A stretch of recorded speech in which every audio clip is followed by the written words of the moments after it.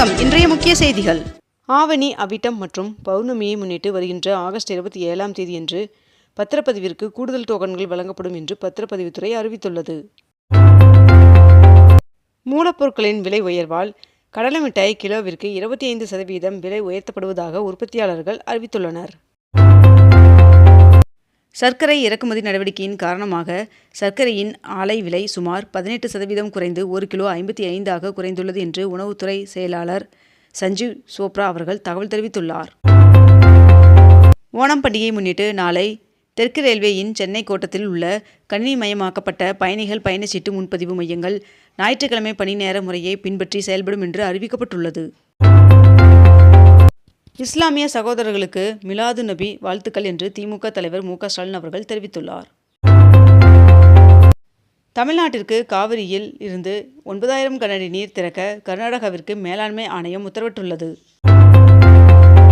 2010ஆம் ஆண்டிற்கு முன்பு நியமிக்கப்பட்ட ஆசிரியர்களுக்கு தகுதி தேர்வில் இருந்து விலக்கு அளிக்க வேண்டும் என்று சட்டசபையில் அரசினர் தனி தீர்மானம் நிறைவேற்றப்பட்டது. சென்னை மாநகராட்சி பகுதியில் பொது இடங்களில் உள்ள மரங்களை உரிய அனுமதியின்றி வெட்டினால் 1 லட்சம் ரூபாய் அபராதம் விதிக்கப்படும் என்று அதிகாரப்பூர்வமாக அறிவித்துள்ளது.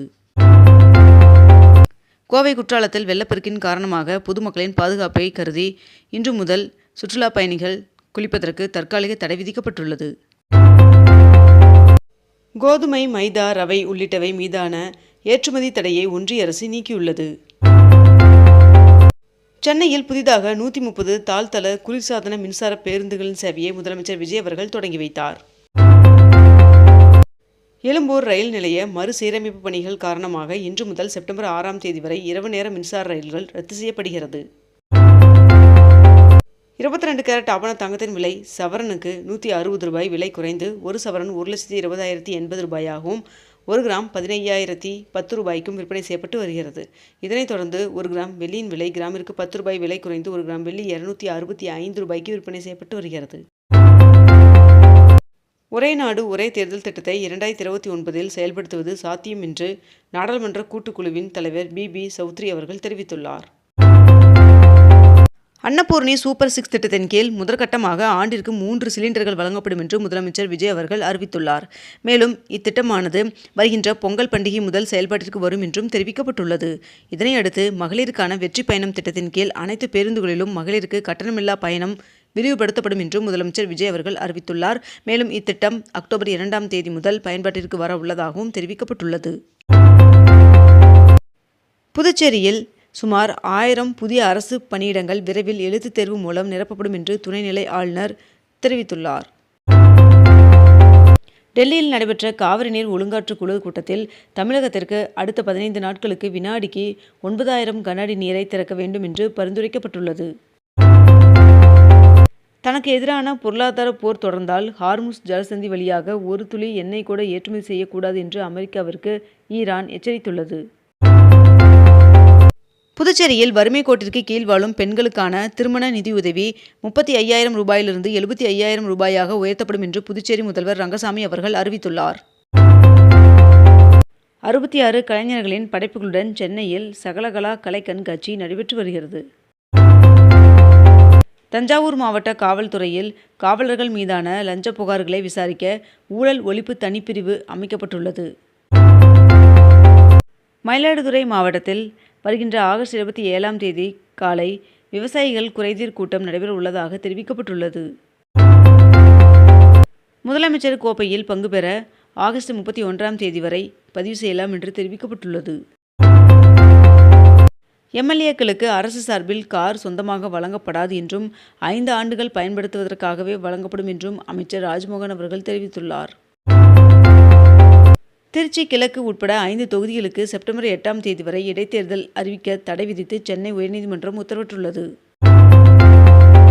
பத்திரிகை துறையில் 20 ஆண்டுகள் பணியாற்றி நலிவுற்ற நிலையில் உள்ள 399 பத்திரிகையாளர்களுக்கு வழங்கப்பட்டு வரும் மாதாந்திர ஓய்வூதியம் 12,000 15,000 உயர்த்தப்பட்டுள்ளதாக தெரிவிக்கப்பட்டுள்ளது. எழும்பூர் ரயில் நிலைய மறுசீரமைப்பு பணியின் காரணமாக 25 மின்சார ரயில்களின் சேவை இன்று முதல் செப்டம்பர் 6ஆம் தேதி வரை மாற்றம் செய்யப்பட உள்ளதாக தெரிவிக்கப்பட்டுள்ளது. புதுச்சேரி சட்டப்பேரவையில் 2026-27 ஆண்டிற்கான 14,300 கோடி ரூபாய் மதிப்பிலான வரியில்லா பட்ஜெட்டை முதல்வர் ரங்கசாமி அவர்கள் தாக்கல் செய்தார். தமிழகத்தில் இன்று கோவை, நீலகிரி மாவட்டங்களில் கனமழை பெய்ய வாய்ப்புள்ளதாக வானிலை மையம் தகவல் தெரிவித்துள்ளது. பரந்தூர் விமான நிலைய திட்டம் கைவிடப்படுகிறது என்று பேரவையில் முதலமைச்சர் விஜய் அவர்கள் அறிவித்துள்ளார். திருத்தணி முருகன் சுவாமி கோவிலில் நேற்று ஆவணி மாத முதல் சுப முகூர்த்த தினத்தை முன்னிட்டு 78 ஜோடிகளுக்கு திருமணம் நடைபெற்றது. 2035 ஆண்டிற்குள் இந்தியா தனது சொந்த விண்வெளி நிலையத்தை அமைத்துவிடும் என்று இஸ்ரோ தலைவர் நாராயணன் அவர்கள் அறிவித்துள்ளார். ஆதார் அட்டையில் உள்ள தகவல்களை புதுப்பிப்பதற்கான வரம்புகளை இந்திய தனித்துவ அடையாள ஆணையம் நிர்ணயித்துள்ளது. கேரளாவின் பாரம்பரிய பண்டிகையான ஓணம் பண்டிகை ஆகஸ்ட் 26 கொண்டாடப்பட உள்ளது. வரவிருக்கும் பண்டிகை காலத்தை முன்னிட்டு மீஷோ நிறுவனம் சுமார் 10 லட்சம் தற்காலிக வேலை வாய்ப்புகளை உருவாக்க திட்டமிட்டுள்ளதாக தகவல் வெளியாகியுள்ளது. மத்திய வருங்கால வைப்பு நிதி அமைப்பில் 80 உதவி வருங்கால வைப்பு நிதி ஆணையர் பணியிடங்களை நிரப்ப மத்திய பணியாளர் தேர்வாணையம் UPSC அறிவித்துள்ளது. வீட்டு உபயோக சிலிண்டருக்கான KYC பதிவு செய்ய அவகாசத்தை ஆகஸ்ட் 31 வரை நீட்டிக்கப்பட்டுள்ளது. சிவகங்கையில் சமூக நீதித்துறையின் சார்பில் 14 கோடி ரூபாயில் கட்டி முடிக்கப்பட்ட 8 திட்டப் பணிகளை அமைச்சர் பிரபு அவர்கள் திறந்து வைத்தார். மேகமலை ஆக்கிரமிப்பு விவகாரத்தில் 118 அரசு ஊழியர்கள் மீது நடவடிக்கை எடுக்க உத்தரவிடப்பட்டுள்ளது. குப்பையை பிரிப்போம் நாளையை காப்போம் என்ற பெயரில் 40 நாட்கள் நடைபெறும் சிறப்பு விழிப்புணர்வு திட்டத்தை சென்னை மாநகராட்சி தொடங்கியுள்ளது. வடமேற்கு வங்கக்கடலில் புதிய காற்றழுத்த தாழ்வு பகுதி உருவானதாக இந்திய வானிலை ஆய்வு மையம் தகவல் தெரிவித்துள்ளது. வேளாங்கண்ணி பேராலய திருவிழாவை ஒட்டி தாம்பரம் திருவாரூர் இடையே வருகின்ற 28 இரவு சிறப்பு ரயில் இயக்கப்பட உள்ளதாக தெரிவிக்கப்பட்டுள்ளது. கேரளாவில் ஓணம் பண்டிகையொட்டி படகு போட்டிகள் தொடங்கியுள்ளது. சீன மாலுமிகளுடன் சென்ற கப்பல் இந்தியா அருகே கடலில் மூழ்கியது. மதுரையில் புதிய வட்டாட்சியர் அலுவலகம் மற்றும் திடக்கழிவு நிலையம் திறக்கப்பட்டுள்ளது.